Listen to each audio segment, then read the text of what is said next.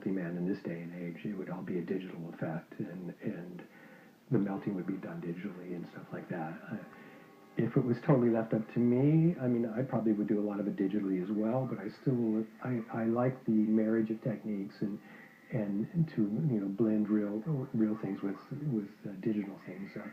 So I'm sure I would do some kind of combination of digital and real, and I think it would actually be cool to do, like I was talking about, with like a gelatin head that melts, but to composite that on, say, a real actor. And the hardest thing for me, I think that it would have been much more effective in the Melting Man if the melting happened just in one scene, and it was like he was normal, and then you saw him start to fall apart, to see that normal human thing, and I think that'd be cool then to do something like that with a real actor and a gelatin head of the actor, and you composite the gelatin head actually coming apart and with the real actor's eye looking around and stuff. It could be pretty effective. But I'm sure if anybody remade the Melting Man now, they would do it as a completely digital thing.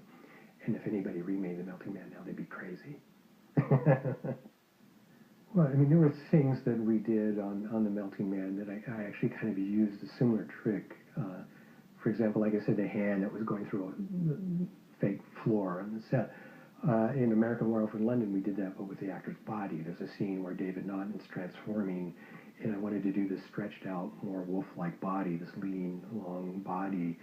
So we actually, same thing, we had a piece of plywood that we cut a hole in, and we stuck David Naughton's chest and arms through it. And we took a cast of him with his head back like this and sculpted this body that blended off on it. So in the scene where he transforms, you'll see him at one point with his long stretched out body, and it's actually David Naughton, this much of his body sticking up through a hole in the floor, and the rest of his body's underneath the set, and then with his fake body blended onto it. So, yeah, I mean, that's a lot of times we use the same tricks. I've done gelatin heads for other things as well, and that became a very common way to do exploding heads. A friend of mine, Chris Wayless, for a while was known as Chris Exploding Head Wayless, because he did exploding heads for a number of films, and they were gelatin and basically shot with a shotgun, and he just blew up really cool. But yeah, I mean, you learn something even on the craziest low budget film.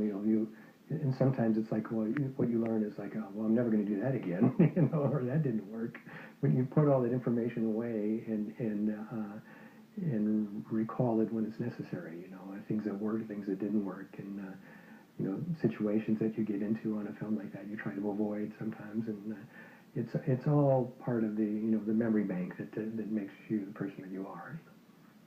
I mean, another time I did a thing like that, like I was saying, with an actor under the set, was actually in The Nutty Professor with Eddie Murphy, where he played this overweight man. There's a scene where he's in an acupuncturist office trying to get acupuncture to stop him from eating, and there was this joke where he eventually gets covered with all these acupuncture needles. Well, we did this fake body of Eddie. It was very heavy, made out of silicone, but Eddie never really wore it. He was actually in this table that was it's a thick table, and he was actually laying at a slant, and again, it was basically just his head that was sticking out, and this body sat on him, and it looked like his naked body basically, but it was again that same trick with a hole in the set. So, and then you can shoot that guy. I've been to Japan a number of times, usually for like exhibits that involve my work. But I did consult on a film that was done in Japan that had some Japanese like mythological kind of creatures in it, and I consulted on that. I had two people that work with me very often, actually in Japan doing the work, and it was really their work, and I just kind of pointed them in the right direction and took a trip or two to Japan to just look at the work and approve of it. But that was the only time I've actually done anything that was actually work in Japan.